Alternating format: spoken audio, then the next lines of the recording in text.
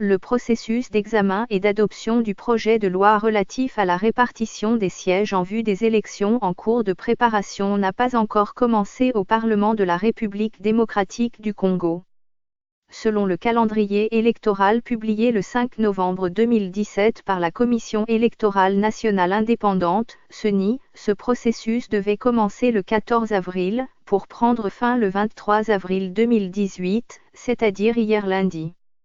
Dans cet ordre d'idées, le même calendrier a fixé au 8 mai prochain, la promulgation de ce texte légal par le président de la République Joseph Kabila. Contrairement à toutes ces prévisions, c'est seulement la semaine passée que le bureau de l'Assemblée nationale a annoncé le dépôt de ce texte de loi à ses services et appelé les députés nationaux à aller le retirer auprès de son rapporteur.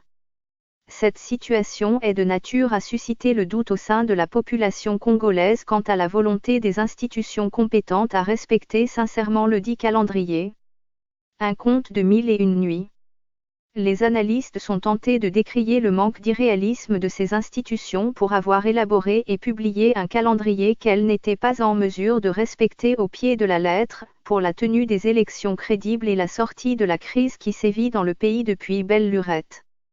Car, croit-on savoir, si les deux chambres du Parlement n'ont pas encore entamé le vote du projet de loi relatif à la répartition des sièges pour le parachever conformément aux dates officiellement indiquées, il est tout à fait logique que le chef de l'État ne va pas non plus respecter la date du 8 mai.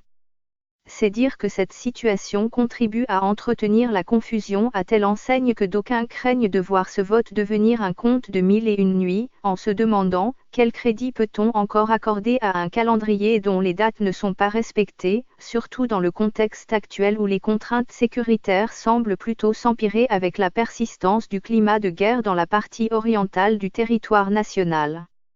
À quand le début et la fin du vote de ce projet de loi au Parlement ? Ce fichier audio a été créé par Panopreté Basic, vous pouvez le télécharger sur www.panopreter.com.